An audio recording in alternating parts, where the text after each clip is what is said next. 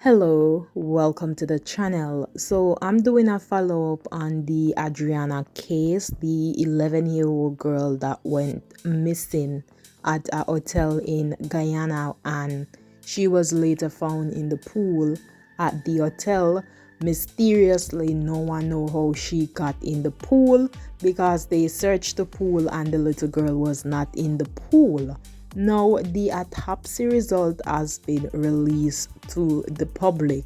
The individual that was reading the autopsy report was a bit shaken up.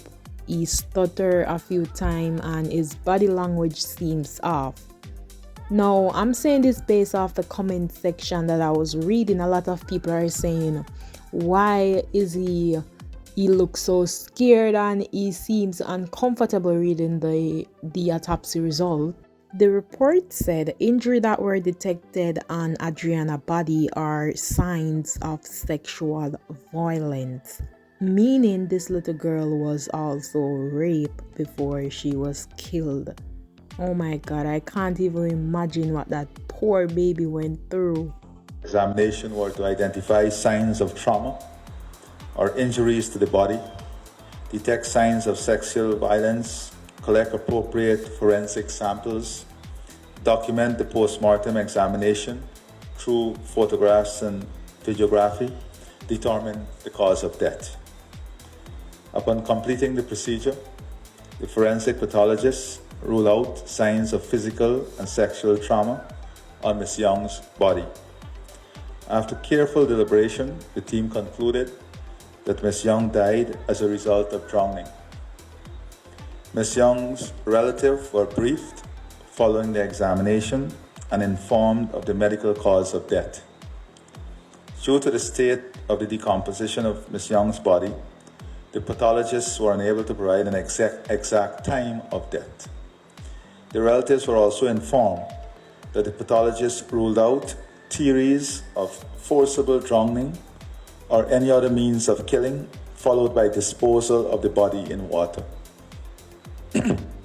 So that was what was communicated. Of course, as you know, the toxicology tests that would have to also be completed.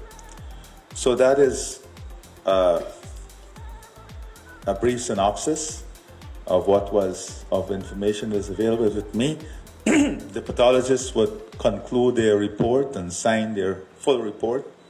And that, of course,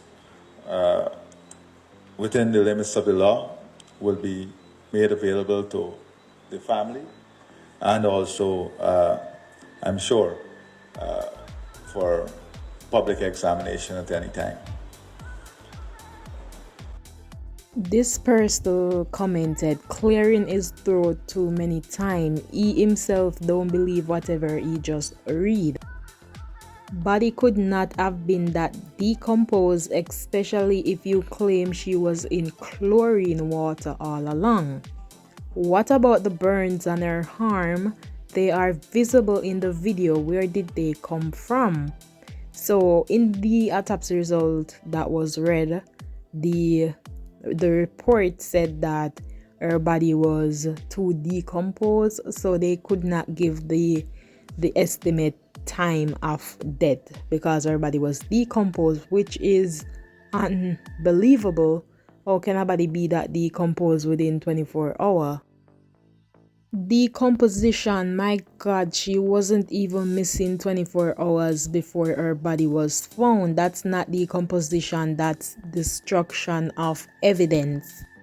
So what is the explanation for the cotton in her nose and the bruises on her legs and arm? This is such an injustice. The cover-up is unbelievable. The world is watching.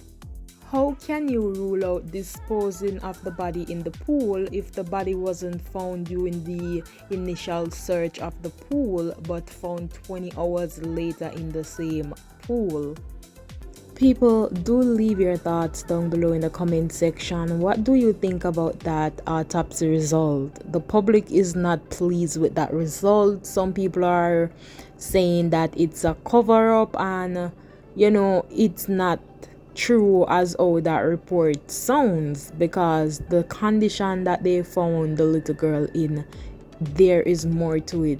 Now, I'm seeing this video circulating the internet where an eyewitness came out and she's speaking on the Adrianna case. She was at the hotel the day when people were searching for Adrianna when she was missing, and she also stated that she was in her room when she saw a man dragging a little girl on the floor wrapped in sheets. So they were dragging her body to another room.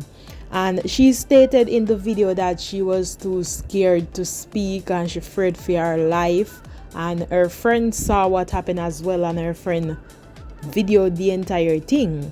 And a lot of people is bashing her, saying how come she's just coming forward with this, why she never went to the police.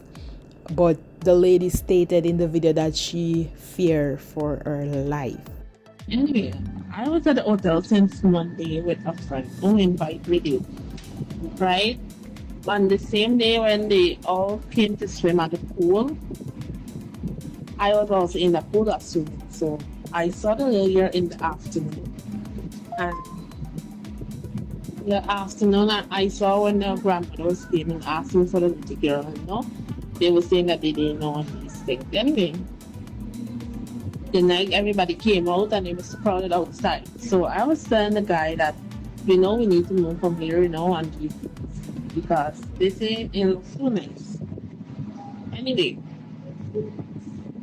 the night, like late along in the night, I came outside to get some fresh air.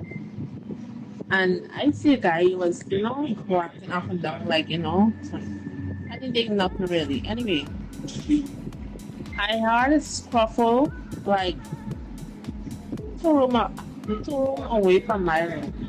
So that was room 135, right? But normally, you just hear things in hotel, but you just say, like, this part is person. So I hear the scuffling all the time, like, and I hear a scream. So I was asking the same person that with me, you hear the person scream your phone? He said no, right? Anyway, I didn't sleep the whole night because after the company outside, I didn't sleep the whole night. Anyway, I looked through the window because where we were on the front of the park, we could see everything, right? And I saw this young man was dragging this child, right? I called my partner to come and see, right? I called my partner to come and see. Oh, they was dragging the child by her foot to the other room, right? And there was this Indian guy, I didn't see him from the face, I see him from behind.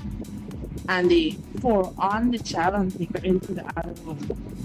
Anyway, my friend took out his phone and he started video, right? But we didn't get to video the whole thing. Anyway, they put her in the other room. So while the people was arguing outside, they had the child in the other room.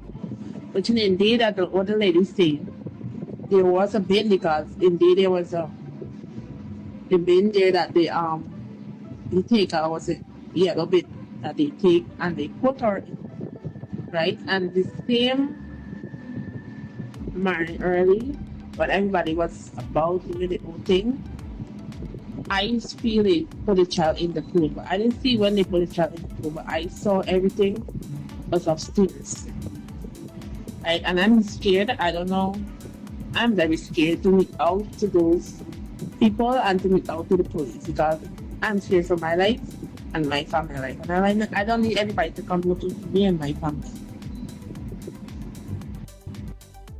No, I understand what the caller is saying. I understand that she feared for her life and she was probably frightened at the time and don't know what to do, but she could have saved that little girl's life. That child could have been alive if she had intervened, like get someone attention or call the police and let them know. and now it's too late. I believe the child was alive at that time, but she was probably unconscious, or who knows. But people, leave your thoughts on that. If you have made it this far into the video, thank you so much for watching, and please subscribe to the channel to stay posted.